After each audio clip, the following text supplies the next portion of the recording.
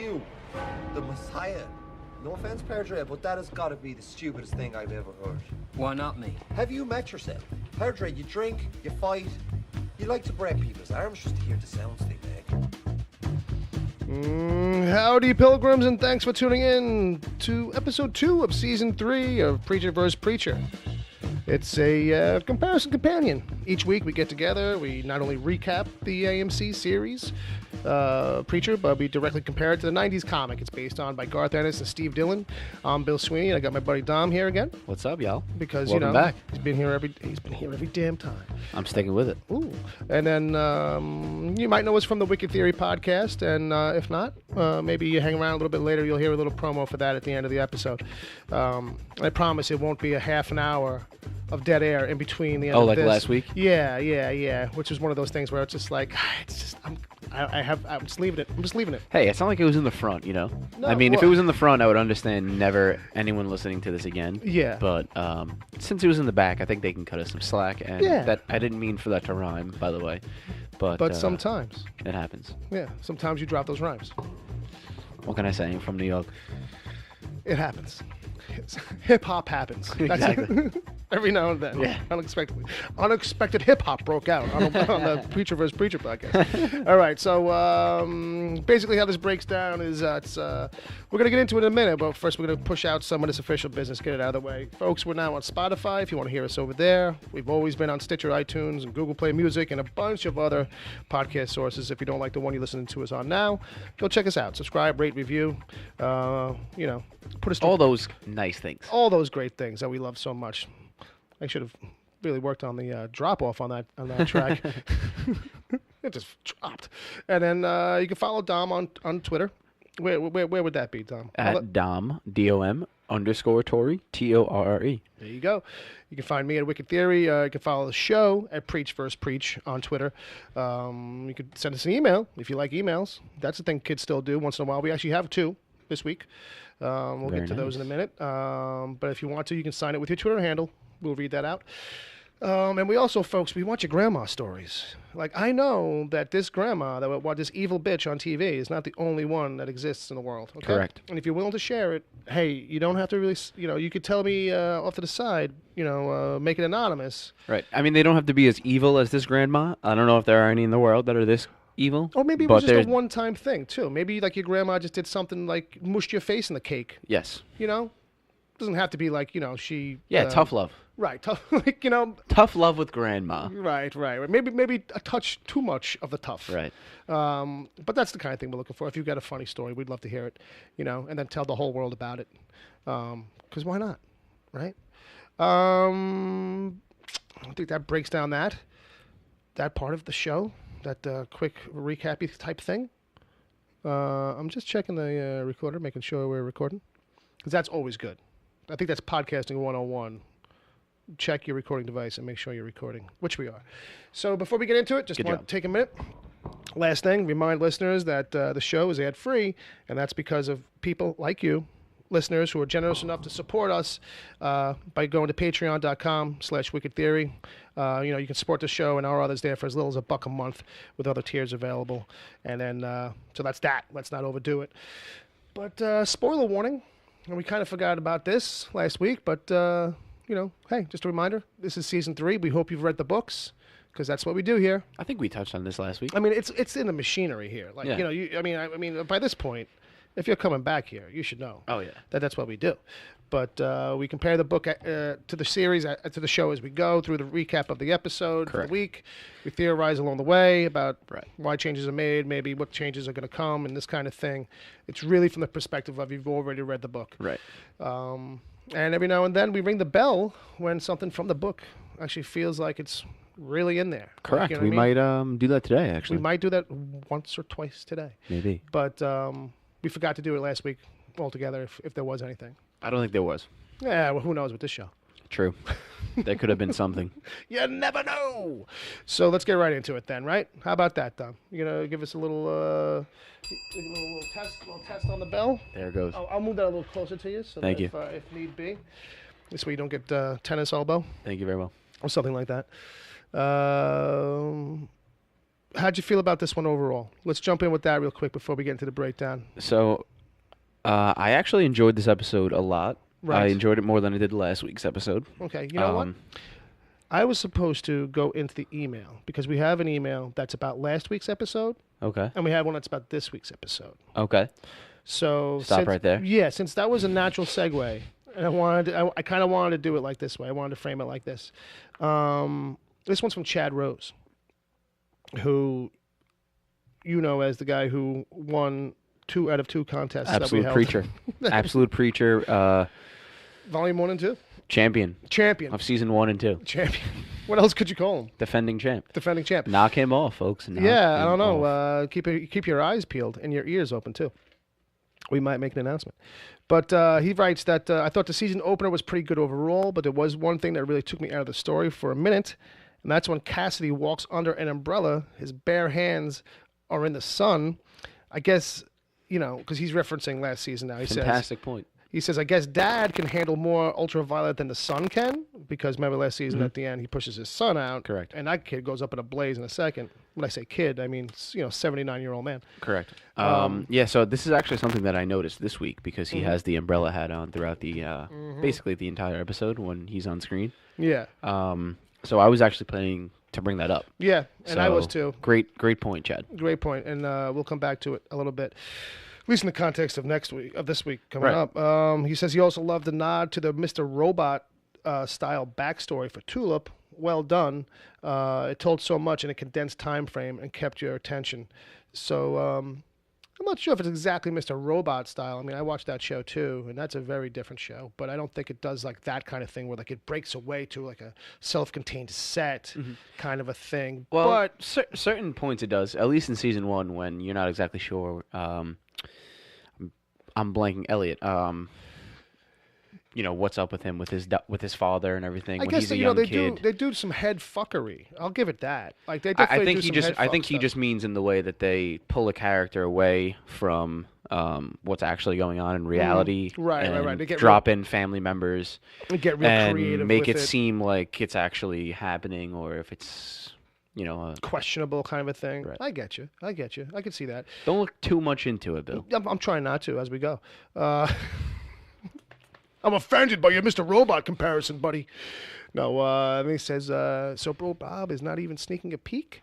And if so, is he throwing his hands in the air? I'll say that he's not sneaking a peek, and if he did, they'd at least be in the air, maybe even in the walls. Right. You know? So yeah, we're just preventing Bob from hurting himself, hurting someone else. We're doing him a favor. We're doing everyone a favor by just keeping him away from the show. So we'll just lay off that. And with that, we'll say thanks to Chad for the email. Correct. Send them all the time, buddy. We love it. So, folks, we'll have another one later on that breaks down, that references stuff that we're going to get into now. Now, I know I cut you off before. There's no chance you remember where you were going with that, right? Yeah, I do. Wow. Basically, what I was saying was that I enjoyed the episode more so than I did last week's. Right. I do have some complaints that I'll air out later on during the breakdown about departures from the comic, the source material, exactly. But overall, I like where the show's going. I think it's gotten better from an objective standpoint.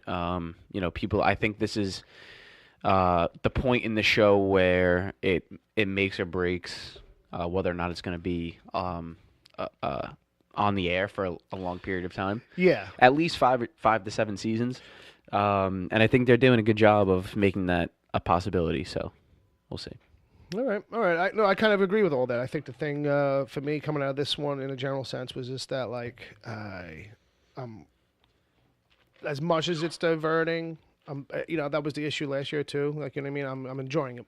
I'm enjoying it more than I definitely was last season. Like, you know what I mean? Well, I think it's just gotten better. It's just a better show. And I think too, it might be because this seems a little like, even if it's diverted, it's like, it's not like it's in its roots. It's the most close to the book, maybe. It's like we're here, we're with all these people, we're in one place. So like right now in the season, like who knows where this is going to end up? Yeah, well, they had to eventually at some point. Yeah, they had to make it feel like the book at some point. So well, thank God for that. Right. So let's get into it. All right. So this one opens up again with some flashbacky stuff, just like last week. This one's with young Jesse. He's in the high school. He's out in the back of the building, and he's basically sitting around by himself. A teacher walks up to him, a male teacher, and he wants some help. It's one of these teacher perv stories. You know what I mean? He's got a student, and you think it's him. Like at first, you kind of think, oh, he's gonna want to kind of get at that girl more, but more it seems like he already has, and now she's like obsessed with him, and it's going out of control, and he wants to know if Jesse's family can help him, and Jesse's like, sure. Young Jesse's like, yeah, man, that's what we do. Right. So keep in mind, we will remind you when it's like the book. Like, so in other words, this is not in the book. Right. And then so that kind of goes sour for the guy because he gets what he needs, and then it comes to make a payment, and it's like, oh yeah, basically does like the real jerk move, and is like, yeah, I'm just kind of like gonna be shy on the first payment and act like that's not a big deal, which did not go over well. Which you should never do on any payment where it's a cash deal. Just gonna let you know. So it turns out this is not the family to do that to. Before you know it, Surprise. Yeah. But young Jesse's definitely, like 90% into the ass whooping that this guy gets. Oh, yeah. You know what I mean? For the most part, he's pretty into it. Like, he's not like over the top, like bloodlusty, but like, it's the thing. It's what we do.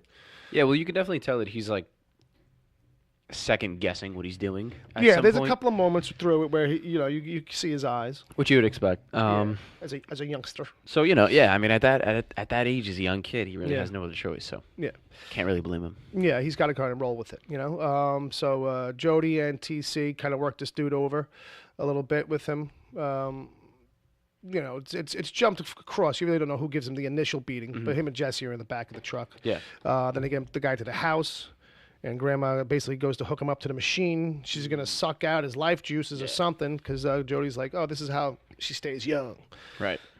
And which is kind of like the book. The book kind of hints that, like, she's been up to she's older than she looks. Yes. They don't really kind of dip into it too hard. So I'll go full spoiler warning here, even though I don't really have to. At a habit and reflex. Right. In the book, I always assumed that she stayed that age because of some kind of relationship or pact that she made with God. Yeah. So I think in the book there was probably some kind of backstory that's similar that Garth Ennis never wrote.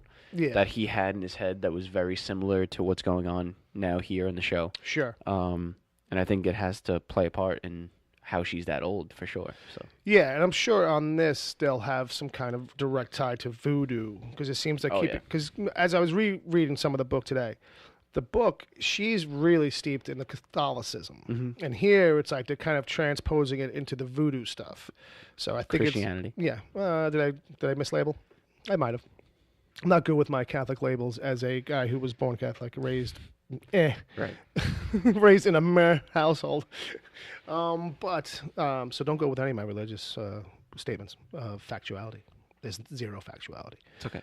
But anyway, so that's the tone in the book. That's the heavy hand in the book. And here, that's like, they've injected all the voodoo stuff, which does kind of feel like, because when I'm flipping through it, I'm like, oh, I kind of forgot how short of a storyline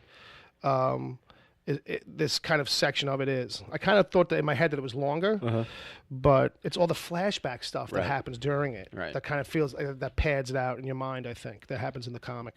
Yeah, and it's a thing too that like it's so important to Jesse's backstory that, and it's done so well. It's executed so well in the comic that it almost feels like a real quick read. Yeah, almost where it's definitely longer than it actually is, but it feels. Yeah, condensed. Yeah, and plus it's a thing where too, like at one point Jesse and Tulip are tied up in chairs in the comic, and it's like overnight, and she's like, "Oh, we're gonna kill her in the morning." That's probably like 2 issues, right? Yeah, because then it's like, "Oh, let me just tell you my entire life story, Tulip, because I never really told you this stuff," and it's like the entire thing, like All right, let's get back into this thing though. All right, so Grandma sucks out all that life juice out of that guy. And then quick tease on that Airstar is in India at Krishna headquarters. Right. But we jump right back out. It's Jesse. Tulip's eating some consomme.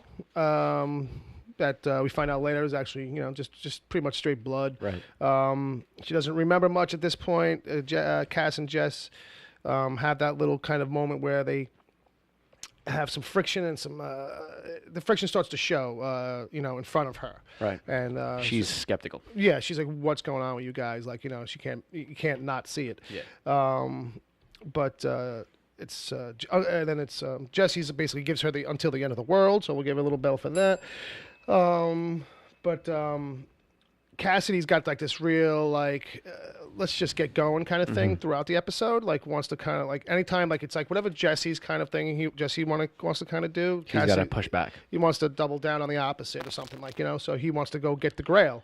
Right. Because they're talking about they're all catching each other up and it's like, well then let's just go after the Grail. They're your friends. Blah blah blah blah blah. And Jesse's like, no. Well we gotta tie this up here first. Now, wouldn't you think at this point, if the show was trying to move fluidly and rationally, right. I'm going to be harsh for a second.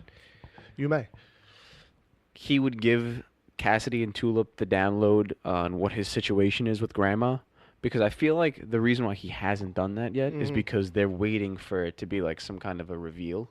Well, that's definitely why the show is doing it. Either that or they just are looking to briefly drop hints at it and not ever blatantly say it. Yeah, I think there's what the exact thing is. Yeah, I think there's something like that where they're definitely just trying to do the whole mysterious kind of everyone's got secrets and we all keep secrets from each other thing constantly. And don't get me wrong, part of that is in the book too. Yeah.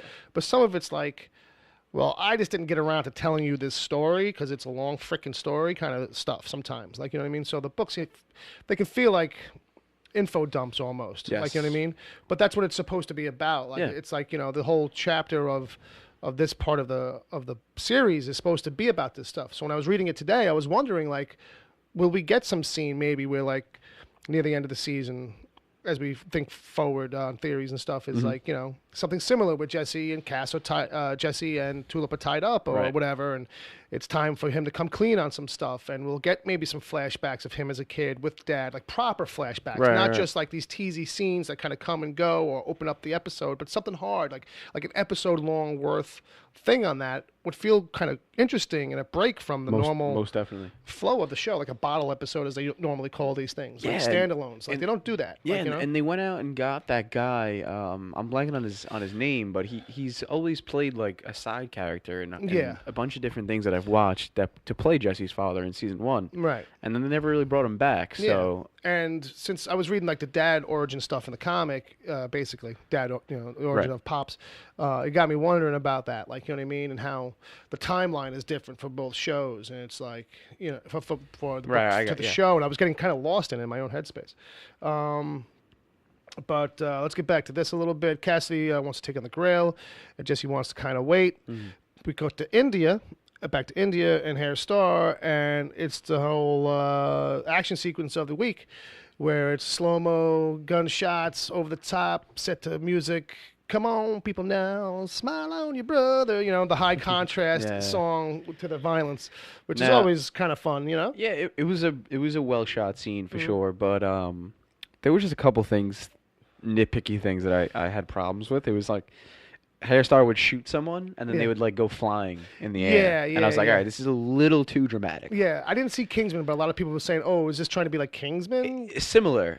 You definitely need to watch that, by the way. I know. By the way, every time I mention that, I get told how I have to go watch that. Yeah, sorry. Right. But it's fine. It's fair. Yeah, so it was definitely a well-shot scene. It was cool. Yeah, but I did notice that too. But that was the one thing I was like, oh, this would have been perfect if it hadn't had that aspect. And let me tell you something. But I watched it on the rewatch on that, and some of it is so well choreographed though that it feels like that's the best run of that, because they did a lot of holds, camera holds, where they weren't cutting away, and 3 or 4 things would happen. Right. Even the guys on the wires going out the window. Right. So it's that might have been all about timing to make that perfect, and because it wasn't quite perfect, right, it looks a little more hokey than they wanted probably, but it's that's the best take, you know what I mean?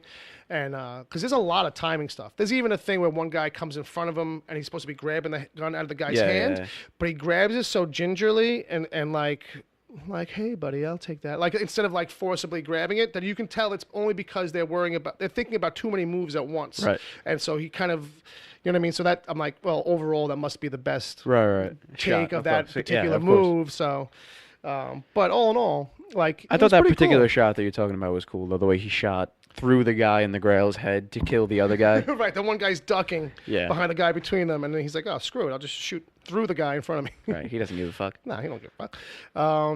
And then a lot of stuff there. He really quickly wraps it up. He gets up front with the Swami, goofy moment, and then because Jesse back home has called into the Grail. The Grail now is calling Star to let him know that, hey, Jesse called, which helps because I actually skipped over that part. So we go back to Jesse and Cassidy. Jesse's like, because they're at the top of the stairs, Tulip's in the shower, and Jesse's like, well, you can go now. There's a bus pull up for you anytime. Right. And it's like, first of all, like at that moment, I'm like, oh, it's like that? Yeah. Like, you know what I mean? Because like, oh, okay, all right. I get it. Because I think that felt like a real thing to me in a little bit, where it's like that was like a peak where like when I was thinking about like how that would really go down, and I wasn't seeing any shades of that, and like I felt like that was a shade of it finally, where it's like, man, if you want to go, you can go. Like it's like you're cramping my style with this chick. Yeah, I mean at this point it makes total sense. It's unfortunate from the book reader's perspective, but I think when you look at it objectively and like kind of rationally, that would be what Jesse would say in that scenario, because it's like, what are you really even doing here at this point? Yeah. Like she's my girl, dude. Like, stop. Yeah, and we don't seem to be cool right now, so right. There's really you can go no place here for you. Yeah, you can go now. And he's like, no, I'm not going. I'm not going to leave. And in typical TV fashion, as soon as they get face to face, somebody rolls in. It happens to be Grandma, and she's like, yo, Jesse, give me a back rub my feet or something. So they do a cut thing real quick. I think we maybe go to commercial break. When we come back, TC is spackling a random area of the kitchen for no particular reason.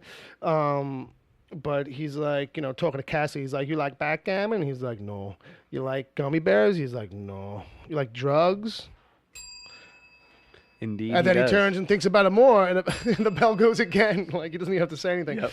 So we're like, I'm like, oh shit, great. These two are gonna fucking buddy up. Yeah. So now this is one of the problems that I have with. Yeah, this plays into something you were saying off mic earlier, I think. I'll give two takes on this. Okay. And the first take that I'll give is a very objective and, I guess, light-minded. Okay. Because I think it's cool, and I think it's nice to see these two weirdos. Yeah.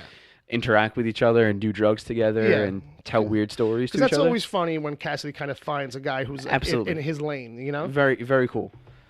However, that character, TC, is supposed to be unlikable. Yeah. There's zero redeeming qualities to the character. Yeah. But obviously we've seen that they have changed that up a little bit, so... Yeah, well, this goes to, like what you were saying off mic, is that, like, they're making them, TC and Jody, much more likable here. And I hope that they grow to be hated because, there's a point later on where Jesse says, hey, XYZ, we're going to kill them all eventually. And I wonder for certain viewers if that's like, oh, really? Yes. You know what I mean? Because meanwhile, like, as in the book, it's built up like, it's high tension when these two come on the scene, mostly because of Jody, because he's the violent one outright. But TC is this animal-humping freakazoid who just kind of is in tow with Jody, but like he's, he'll shoot anybody too. They're supposed to be more menacing than they are here. Yeah, Jody's the guy that's the brains of the operation and the muscle, but Jody's TC, excuse me, is really just a henchman. He's just, Yeah, he's there for fun. Dead brains, exactly. He's there for fun. And yeah, so it's a contrast. Like I said, when I was flipping through the book today, I was reminded about how, like, when Jody comes on the scene out of nowhere, the first time the reader sees him, it's literally a panel of him kicking the door open right in the reader's face and shooting somebody in a room. And you're like, who the fuck is this? Right. And it's like, Jody, Jesse. Oh, these guys got bad blood. Yes. You know what I mean? Meanwhile, like here, the show has kind of downgraded it.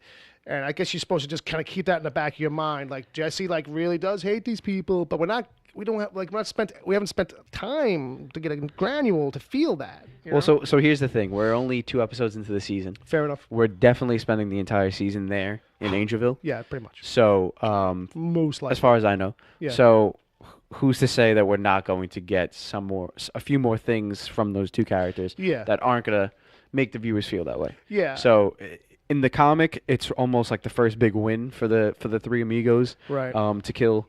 To take these people down, yeah. Tulip. I mean, Tulip. To kill TC and Jody. Mm-hmm. Well, here's the other thing, so too. let's hope that comes At to that fruition. point in the book, the 3 of them have kind of split off. Cassie's kind of left and gone off to do his own thing. Yes. And they just kind of end up meeting up with him later on after this all blows over. Yeah. But it's like Tulip and Jesse's story. So I wonder, and I hope, if something similar will happen here. Yeah.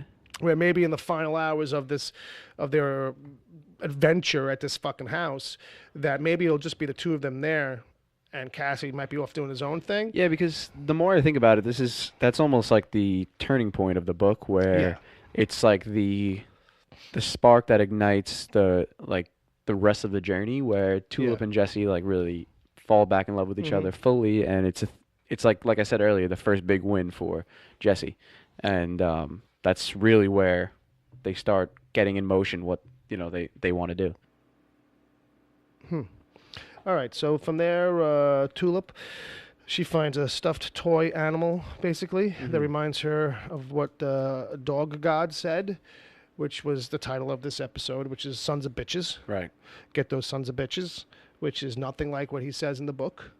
So just what does he say in the book? Well, as a matter of fact, buddy, I've got it marked off right here. So basically, it's he makes this deal with Tulip, like I'll send you back, but you got to tell Jesse to cool it. Right. You got to tell him to stop coming after me.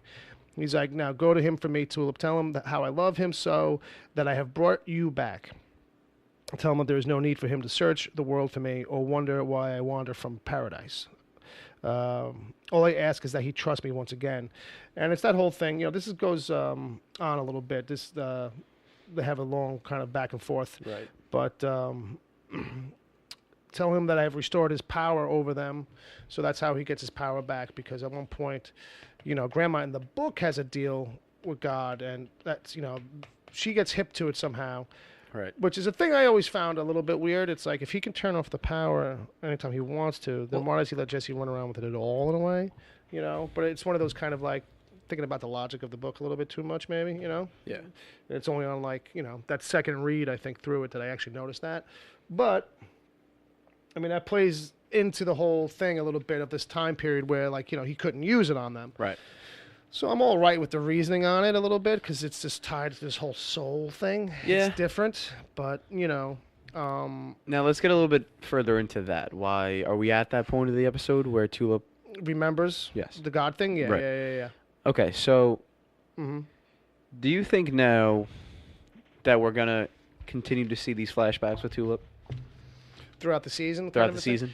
Because this is what I was getting kind of the vibe, that this is going to be a reoccurring thing for her. Yeah, I think we're going to see that at the very least, like, especially like later on when she fucks up and she's like, I can't get nothing right. And you see her echoing what her father said in the purgatory, I can't get nothing right. Right. So this is going to be our inroad maybe to get some more backstory kind of stuff on Tulip. Yeah, this is going to be her burden to carry, because like at the end of this, she's like, oh, I got to fix this. Right. You know what I mean? Because now she wants to just try and make this all right somehow. You know what I mean? Correct. So we got a phone going off in the studio. Yeah, but it's some out of town number, so I'll just hang up on it. All right, there you go. There you go. I don't know who it is, and it didn't give me the option to send them right to voicemail. So, whatever. So with that, yeah, I think that's where that's going with her. I think for the most part, yeah, it's probably better than other things and some of the other like shit that she was all wrapped up in last season. Ugh. But I do wonder if, I know I said it last year, like I thought that she might get killed twice, so that the second time like really matters. You know what I mean? Yeah, I hope that doesn't happen. We'll see. I don't think they're going that way. No, but I do wonder if she'll have another confrontation with God where he'll be like, I told you to get those sons of bitches. I didn't mean those 2 guys. Right. Like maybe he'll clarify. There'll be some clarification for her maybe on what was meant by that, because I think that's what she's going to end up walking away with from this episode is like, oh, maybe I wasn't supposed to get them. Like it was a little vague on who to get. Indeed. You know what I mean? When a guy in a dog suit basically tells you and points to the left. Yeah, all right. So with that, she has that kind of memory about it, which doesn't really coincide with the book. But he's a jerk in the book too. Most definitely. Yeah, most definitely. So basically, we go back to Grandma. She's talking to Jesse now in the other room. She mentions the tombs, which is not from the book, but she wants to get them up and running. Get some customers coming in here now that you're here, Jesse. Right. You owe me a lot of souls. That's left at that. Tulip then eventually meets Jody over some guns. There's a whole gun practice sequence. It was kind of funny where she's trying to shoot the tin cans, and out of nowhere he's like there with a rocket launcher, the grenade launcher. He basically blows up the entire fence, which is kind of funny. And then like he pulls out this, all the accoutrement up like AR-15 or something. And she's like, ooh, the XP 2019, right. She knew the exact make and model. All the specs. And meanwhile, that gun looks like it just got created yesterday. It looks so new. Right. I guess she's got the Guns and Ammo subscription following her wherever she goes. Definitely. So they have a good couple of fun moments, but then the Boyds, I think, start showing up. Let me see. Oh, no. This is where she spots Featherstone in the bushes in a ghillie suit that's over her three-piece white suit. So hot. Yeah. So hot for the two of them hiding, I think, out there in the bushes. But it was a funny thing where I was like, what the fuck is possibly, like, I didn't see that coming, like who it was going to be. You know what I mean? But. Yeah, now this is a problem that I have with the show and not so much with, like, it diverging from the comic. Right. I think this is just silly storytelling because they really kind of come out of nowhere, and I understand that that's what the Grail does. Yeah. But I just, unless it comes out further down the line, that Grandma or TC or Jody are working with the Grail or Hairstar in some way, right? Then it kind of makes no sense to me how they found them there.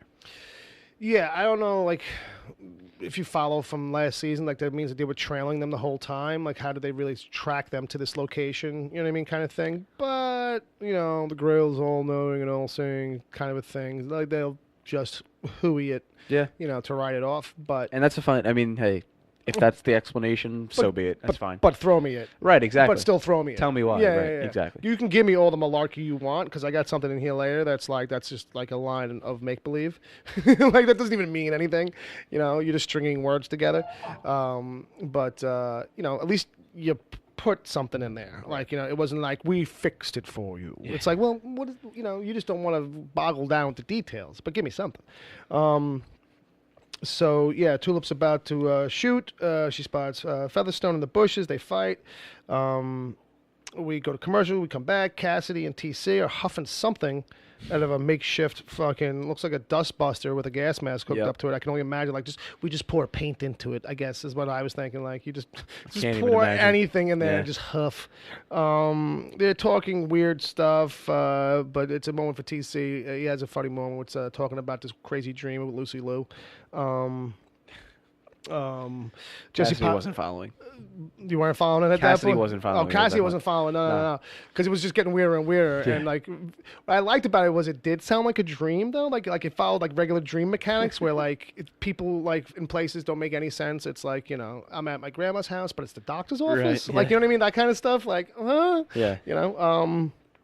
Cassidy kind of, Jesse pops through. He asks where Tulip is. Cassidy's like, I don't know, she's outside or whatever. Gives him a little bit of a cold shoulder, but I think he tells him. Jesse comes up on Tulip with now Featherstone and Jody. Kind of pops up on them out of nowhere. Yep. Another one, because Jody did that. I'll get back to that way I'm saying that. And then he asks him if Star knows that Tulip's alive.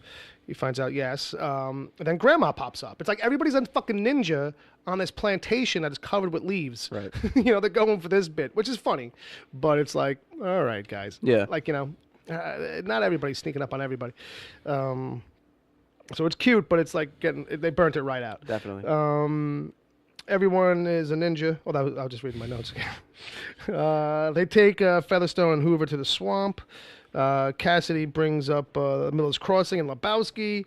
Tulip's had enough of that shit. She's like, fuck you. Jesse suggests maybe they should use the organ grinder.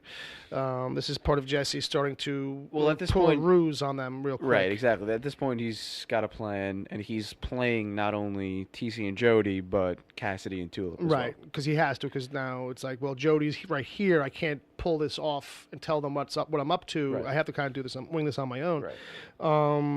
So they do that.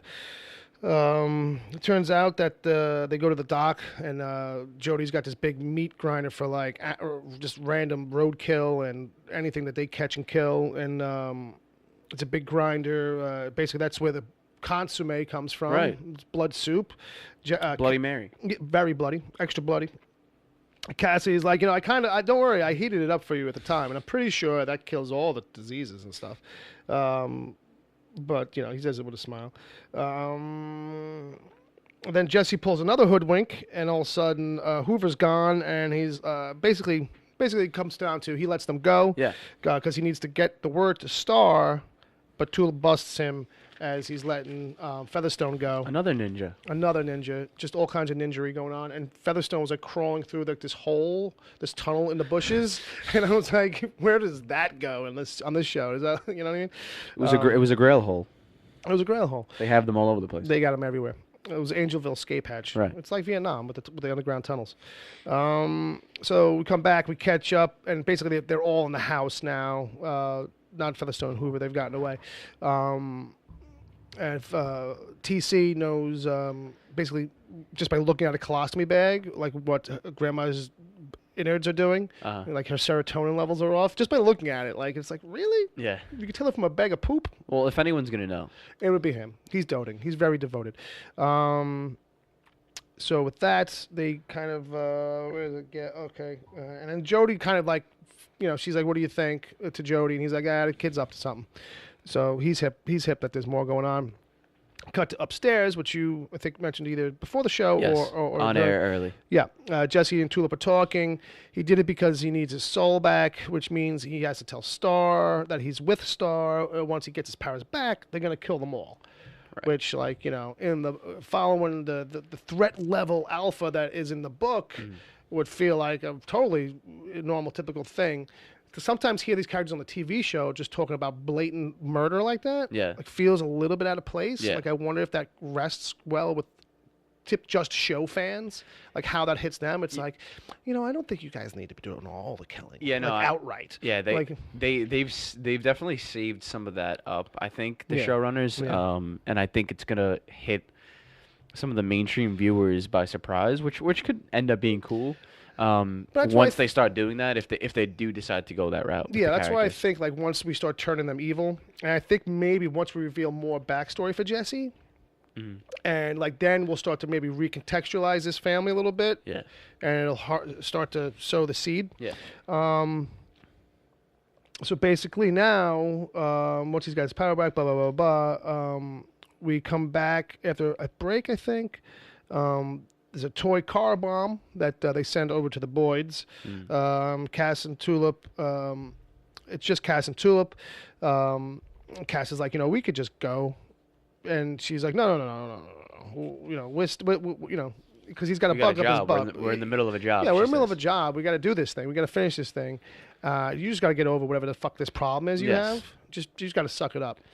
Now, without really addressing what it is. Now, I don't understand why Cassidy hasn't said anything to Tulip yet at this point of the game, because if he is smitten going, go ahead. Well, that too. Well, that plays into it, of course. But if he's going to the length of like full out fights with Jesse over her, like to the point of where it looked like they were going to kill one another, right? Wouldn't he just be fully in shooting his shot mode? Like he would just be like, "Yo, like you're giving this is it." Like, yeah, let me give you a swing at this, like a full Rick Reel swing. Right. But instead, you would get this kind of thing that we have to play, like a little nebulous to keep all the other wheels going. Right. So my theory going forward, which I hope doesn't come true, is that they're going to resolve this somehow by a victory between the three of them where Cassidy decides to shove his love for Tulip under the rug. Yes. And then it comes back up later on. Right. And see, this is what I was talking to Palmer about last night when he called me after the episode. And I started to theorize that what they might be doing, because the character turn on Cassidy later on is kind of like fucked up. yes. In this day and age, to have him kind of do it, that level of like scumbagged kind of like getting her doped up, keeping her doped up, without any of kind of groundwork.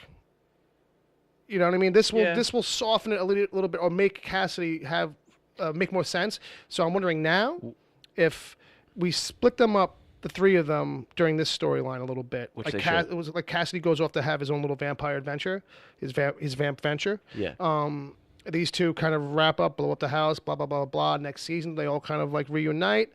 Maybe that's like some time for Cassidy to kind of like you said, stuff it down a little bit. Or maybe they end up in a big brawl and it's like, well, fuck you two. Like, I'm just going to leave. Like, I got friends around here. And he goes and looks up that other vampire dude that we know has been cast. So we're going to see that. But something to that effect. Maybe there will be a diversion. Maybe Grandma puts a little dramatic kind of like seed in there, like, to get like what happens when Grandma finds out he's a vampire is a thing I was wondering too, because she's I'm a voodoo surprised lady. she doesn't know already. Maybe she does. You know, who knows? Maybe she's gonna be like, I saw how much you love the consomme. That's my daddy's recipe. I had never seen nobody go back for seconds. Never. And not throw it up? Like, you know what I mean? Yeah. Or notice that that's all that you eat. Right. Like, you don't eat nothing but the Yeah. consomme. So with that, we go to a thing real quick where it's Jesse and Grandma at Jesse's mom's grave. So what do we think about that? Does that matter? I don't think it matters that we see that grave, because we know what we know from the book. Because in the book, it's hinted at that she's gone. Mm-hmm. Like, we don't ever really, like, I was reading through it and I'm like, I don't know if we really get a thing that like is like he thinks that she's dead. Like, I don't know. Like, I was rereading it today and I didn't catch it. Don't get me wrong. I was kind of jumping around, but I think she's dead. I think she might really be dead in the show. Yeah. Only reason why I say that is because they did the Anvil storyline almost to the point where it was a mixture of the Anvil storyline from the beginning of the comic run with the I'm blanking on the name of the town with Kincannon back. Anvil? Or no, Salvation. Salvation. Right. Correct. Right. They did the Salvation storyline where we end up meeting Christina again. Right, so that's like kind of chopped out. So you don't... that town Salvation, unless they bring that into the fold in the show, right, that's almost like her safe haven, where it's like this really small, secluded town in Texas. She's been able to hide out there. She's been able to hide out from the Langels. Yeah. So, and I think the story in the book is that because she's got one arm at that point. Yes. And I think she lost it because of like getting away from them or something. I want to say that. I want to lean towards that. I may not be quite right, but I know you're shaking your head at it. Well, I'm just shaking my head because I'm trying to stay away from it. I don't know for sure. But I will say that one of my theories on it was that, like, okay, if we tell the audience that she's dead now, like when we show in flashbacks that she did get away and that Jesse doesn't know that he's lived his life thinking that she's dead, it'll be this thing that the audience has over him, like as far as knowledge goes, and it's like a cool reveal maybe at the end of the season or something like that, where it's like, oh shit, Jesse's mom's out there. Yes. When will he ever run into her? And it won't be for like 2 seasons or something like that, but we'll get that actress back. That would be nice. Put some makeup on her. And it'll be like, hi, Jesse, I'm your mama. Yeah. And it's like, that would be nice. You know, it'll be an interesting spin, twist, turn, I think, for the non-book readers to have that reveal. Absolutely. And then to find out, like, oh, no, it kind of follows the book. That wouldn't be too bad. But yeah, as far as her being, like, dead like that and I'm going to the grave, no such thing in the book. So with that, basically they hear the Boyds come and Jesse goes to kind of like, do that. But this is all part of Jesse's ruse. This is all turns out to be part of Jesse's plan. So the Boyds come rolling. Grandma tells him to go help. We get to Cassidy and the umbrella hat, which must be an overcast day, which is kind of filmed like that. So we're just going to say, I guess you need some really bright, direct sunlight or somebody who's really like a serious continuity editor to care in order for them to kind of push on that. It's a very willy-nilly thing they're doing with the fucking sunlight thing. You know what I mean? I don't know. Yeah. I can't really say much more about besides that. Yeah, no, I mean it goes back to that point that Chad NV made in that email, because his hands and basically his arms are fully uncovered. So I would think if I was the actor, I would be holding that umbrella like way up at the top. Well, it's one of those hat. It's one of those hat. Well, not the hat ones, one, but I meant the umbrella from last week that Chad was talking about. Okay, and the hat one, even more so, I would just kind of like have my hands in my jacket as much as possible. Yeah, it seems very lackadaisical from a writing standpoint. They're very loose with it. Yeah. They're very loose with it. So with that, I mean, if you want to say to me, oh, but his son was older than him, his body was more run down and then maybe more susceptible to sunlight, like we said before, if you gave that to me, I'd take it. Well, son wasn't older than him. Well, physically. Right. Like the body was more deteriorated. Right. Like, but by the time he became a vampire, he was already like 80. So, like, let's say maybe that made him somehow. Maybe. In some Star Trek magic kind of way. Like, you know what I mean? If, like, going back to what I said earlier, if you give me an explanation, I'll at least give you credit for taking the swing, even if it doesn't work, you know? But anyway. Yeah. The Boyds arrive. They basically pull out the goat cannon, which I thought was funny because they're like, what the hell is that? And TC knows right away. That's a pygmy male, about 6, nearly deceased. And the thing is, like, head first into the ground, it's nearly deceased, TC? Or is it just alive enough still for you to get a good time with it because its ass is up in the air? But basically, that was called a voodoo telegram.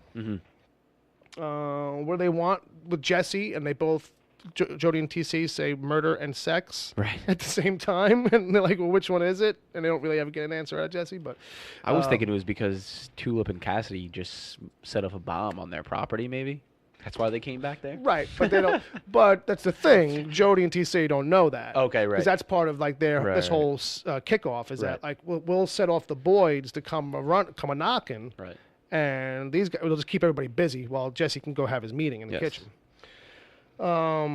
So it turns out it's all distraction, so Jesse can meet up with Star in the kitchen. Hey. There you go. There you go. Somebody wrote down the notes. Wow. The shootout with Boyds, we go back to that a little bit, and then that's going on in the background, rather, as Jesse and Star talk. Star senses that this is too easy, but he gives Jesse his soul, his little chip off the old soul. And then Jesse's like, oh, yeah, all right, get on your knees. And then he's like, oh, yeah, kiss the ring. And he's like, oh, yeah, now eat your dick. And he's like, whoa, whoa, whoa. Oh, that is a book reference of sorts.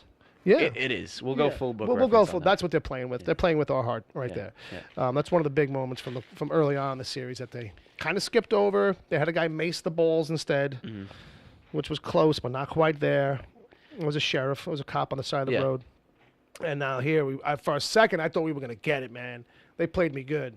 I was like, are we really going to do this now? Yeah. I'm like, all right, let's do it. Yeah. You know what I mean? I sat up in my chair a little bit. Yeah. It was exciting. Yeah. And then it was like, And I was like, of course he's fucking got, he's not stupid. Yeah. You know? So that was also the thing for me. It was almost bittersweet that in that moment because I was like, oh, wow, he's actually really going to eat his own dick. But then I was like, wow, Star is supposed to be this like ultra smart military Navy SEAL type character. Yeah, he always got the drop over this easy. Right.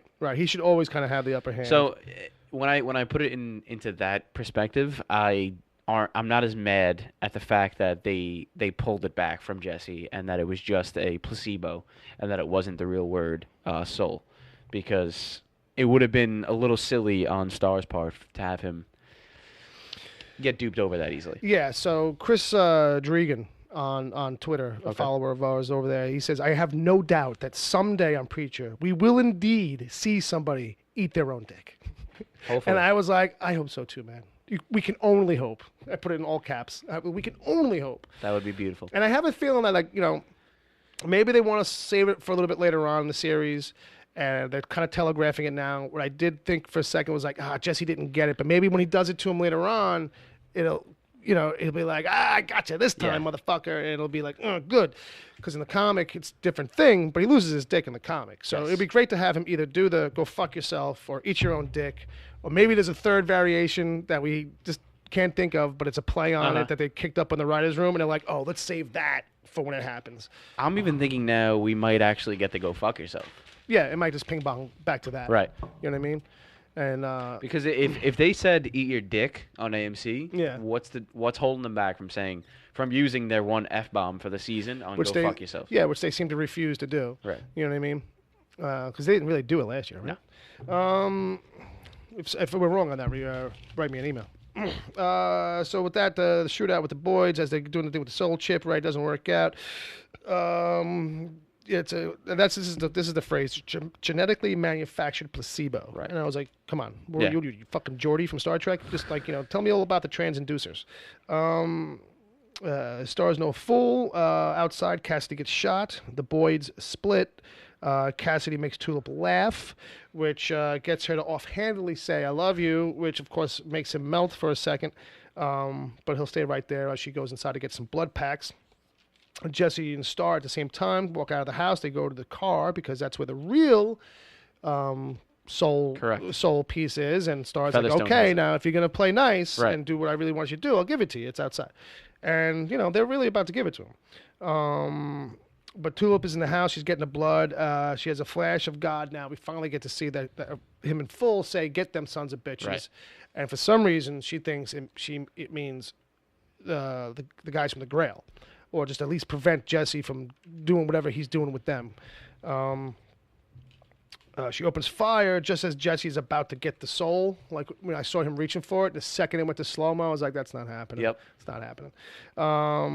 Star gets hit. They leave. The deal's off for now, I guess. Grandma rings the napkin. She's ringing it together, and that's basically starts doing this choking thing on Jesse.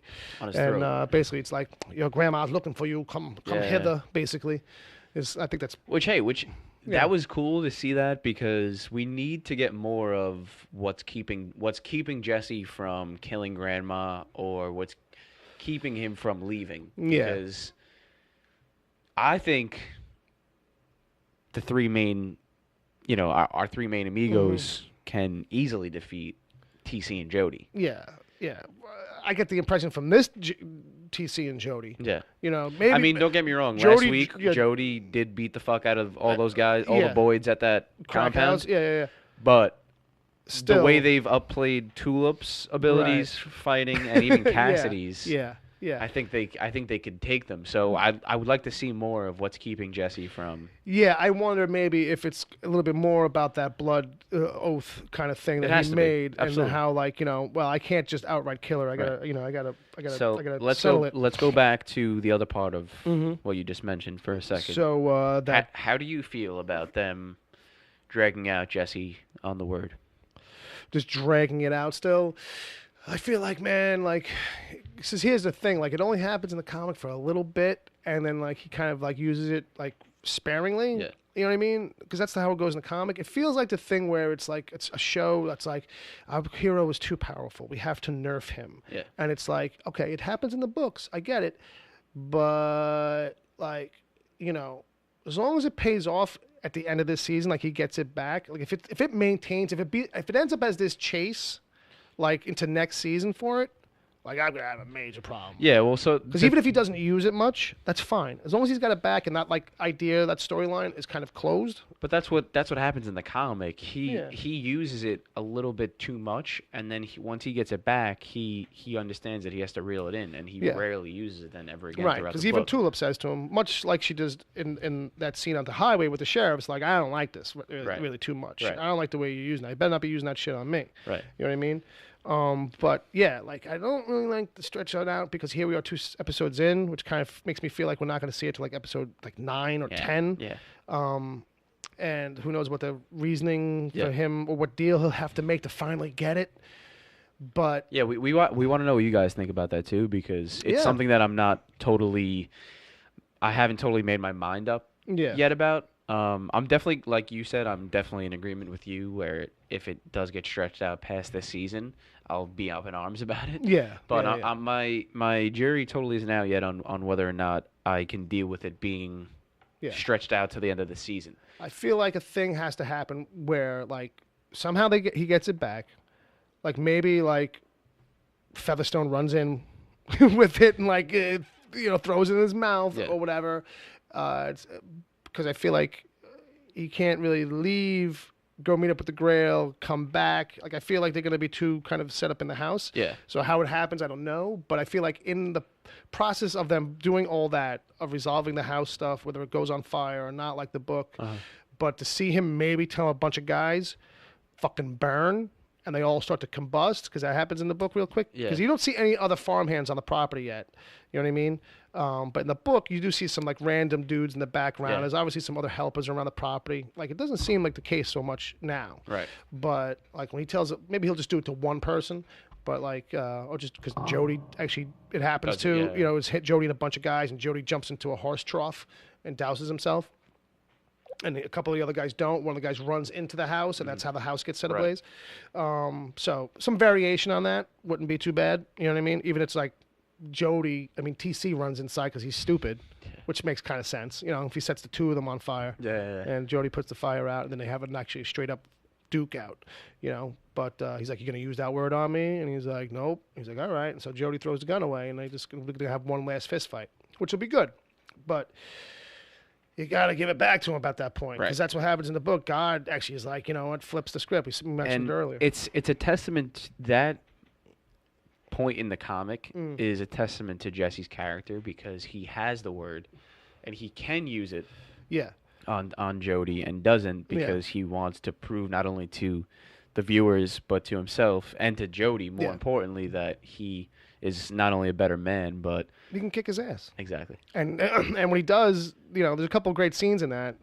As I was flipping through it, I forgot about the plank that hits Jody in the side of the head with the nails on it, and he pulls it out. And he's like, "Well, that's kind of different." You know, right before Jody dies, he's like, "I'm proud of you. Like, you kicked my ass, kid." Like, you know what I mean? He's like, "Look at you. You got your chops." So with that, the Star got hit in the head. What do you think about that? You think they're doing the penis scar? I was briefly thinking that, but I looked a little bit closer at the cut, and it didn't look too deep. I think what would be interesting, would be funny maybe, is if it's like a small divot and it looks like a piss hole, and like we're slowly assembling the scarring on his head. Like, what if like it's like, oh, you got like a little piss hole on the top of your bald head, and that's where he gets the idea to kind of like do the line. Like, you know what I mean? Let me finish that artwork. You know what I mean? I'll put the line down your head. And in the end, he'll look even more like a penis. But that's just me hoping against hope. You know what I mean? But maybe it's something that'll slowly build. Maybe he'll get nicked in the head again, and it'll, I don't know. That'd be nice. But with that, they leave. Jesse ends up talking to Grandma. Tulip is all like, you know, upset that she fucked up. There's echoes of her dad saying it. We just mentioned that before. Jesse's like, "Look, you know, one way or the other, I'm going to get out of here." And she's like, "I know you'll try." And she shoves him away. And she's like, "No, go get to work." Tulip back upstairs with Cassidy. She really wants to fix this. Cass is dismissive because, you know, whatever. But she doubles down again on it, like in the car. And she's like, "No, we got to do this. We got to help them." Cut to Jesse. He goes to like a barn or some shit. And then there's like a basement there. And he gets the mop bucket. This must be the tombs. And as he's doing that, this guy comes out of the shadows. And it's the teacher, right? It was. Yeah. So it's the Zombie teacher, basically. Yeah, basically, like living on fucking who knows what, consomme, probably.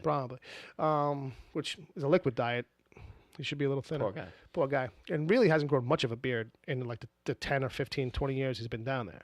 You know what I mean? Because I'm putting Jesse, because that's what I was thinking about. I'm putting like Jesse's in high school when they take him, and then like Jesse's probably like creeping on 40 now. It's like 35-ish. Yeah. So that's like, you know, that's a good 20-ish years, you know.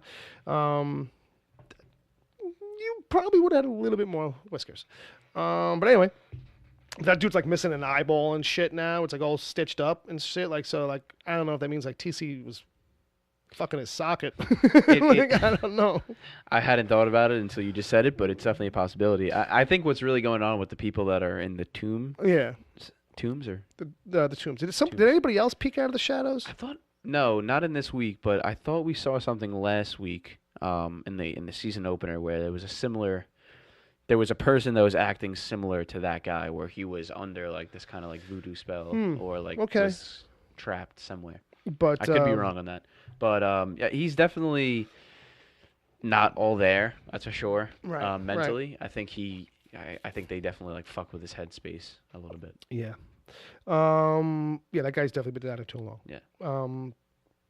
So from that, Jesse just says, the guy's like, help me. He's like, I can't. And he just starts mopping. And I think he's mopping with dirty water, if I have to be honest about his mopping technique. Because the mop is just sitting there with water already in it. And I'm betting that's from the last time it was mopped. And it's, that's not how you mop a floor. I'm just going to say. Even if it's the tombs, you're just swirling the dirt around. Yep. So coming out of this episode, I have one question I realized, in which the book helped me, is where is the Zippo? Where is the lighter? Good question. And I feel like that might come into play if we're going to get some Jesse flashbacks. But I would think because it was kind of built into some of the promotional stuff and the regular conversations that were happening behind the scenes about the book. Like, it's an element that I know they were mentioning during season 1, like, oh, when are we going to get to see the Zippo? And Rogan and the guys would be like, no, we're going to get to it. It's going to be there. Like, how are you going to do it? And it's like, no, we're going to get there. And I think Dave Blass or one of the other, I think it was Dave Blass, who's one of the he works on the show. I forget his exact title, but he's in charge of that kind of prop creation. And so, he had a bunch of them made where the U is kind of like, looks like it's knocked out, like something like hit it. You know what I mean? As like keepsakes for other people on the cast. And I think that was the idea, that they were going to go with that. Like, you know what I mean? So if the camera really caught it, like, it wouldn't, the U is not perfectly legible. Right. On the word fuck.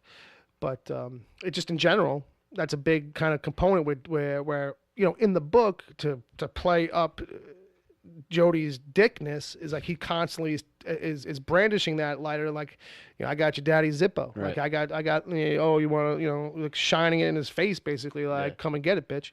So I'm kind of wondering, like, when that's gonna pop up somehow. Like, this is the time it should. It's supposed to. Well, we haven't really seen anything of Jesse's dad yet so far this season. It's true. So it's true. Let's not get ahead of ourselves. No, but I'm hoping that when they start to tie in some of that flashback stuff, this will be an element that'll come to light, because it was one of the few things that I'm like, oh yeah, like, where is that thing? Like, that's one of those things. It's like, don't forget about that, guys. And even if you don't want to, like, put fuck communism on it, just put something on it, like, his unit or whatever from the Marines or something like that. It'll say, like, fuck fascism on it or something, some 2018 version. Fuck Antifa. Whatever, So it'll say, like, I hate libtards, or you're a con cuck. Yeah. I don't know. I've been trying to work up, like, what's something as good as libtards for the cons? Is there anything? I don't even think so. Oh, for conservatives. Yeah, for conservatives. Con men? Con jobs? We'll work on it. All right, don't send that email here. Send that to theagentpalmer Right. at gmail.com. Correct. Where you can send all of your hate mail for this show and any show that we produce.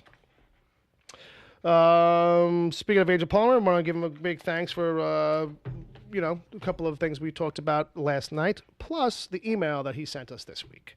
So with that, let's get right into his email. In the subject line, email, because he's efficient. He's efficient, folks.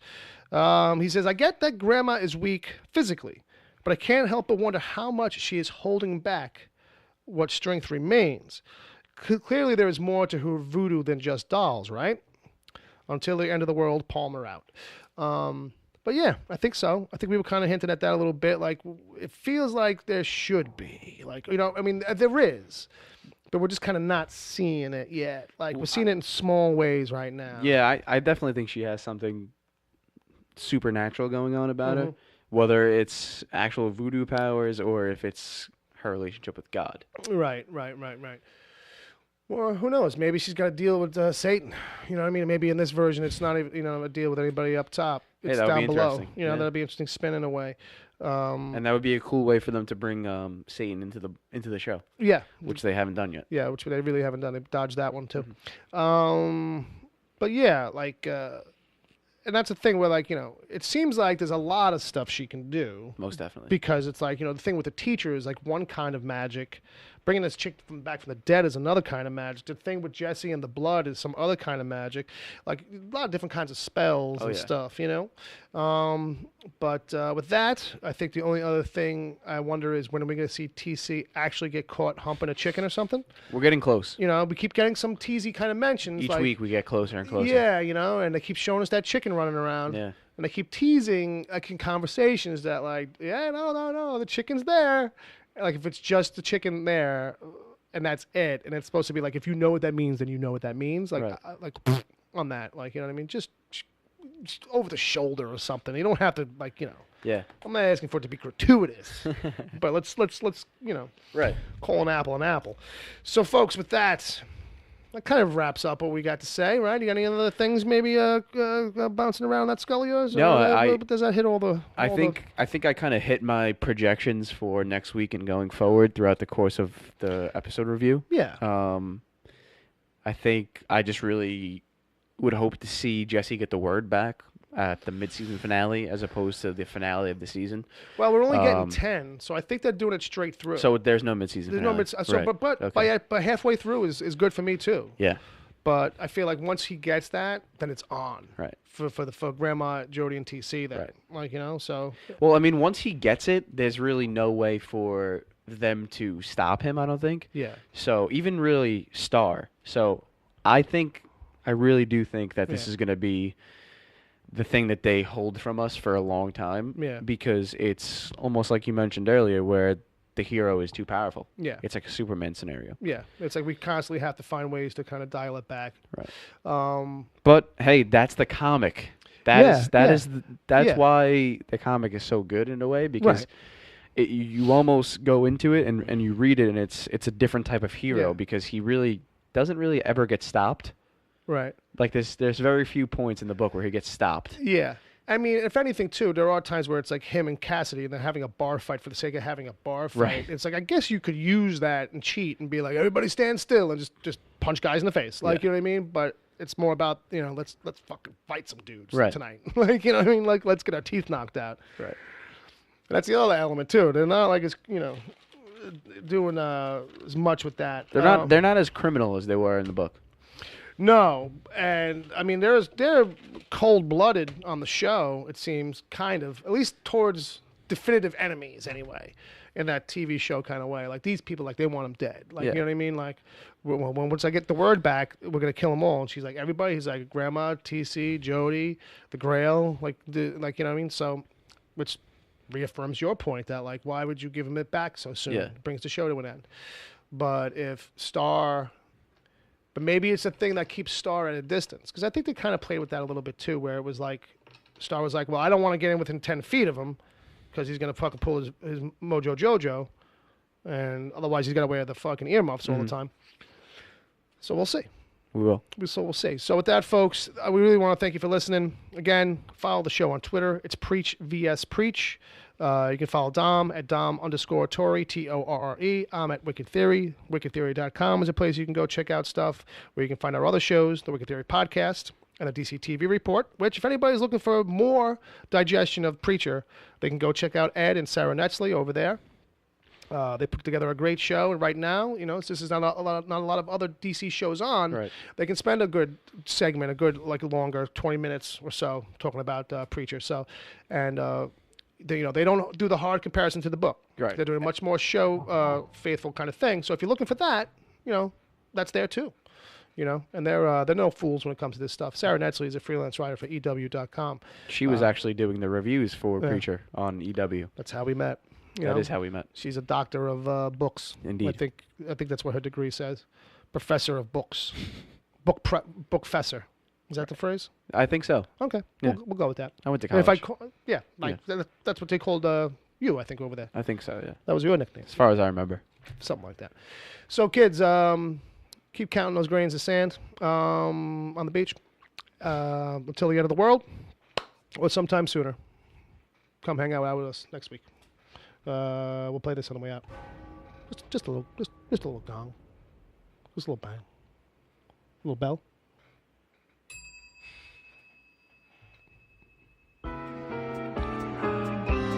The Wicked Theory podcast is heard live every Saturday at 7 p.m. Eastern until whenever. Just go to mixler.com/wicked-theory. Mixler is MIXLR. Sign up to join the chat. Then click the follow button to get reminders whenever the show goes live.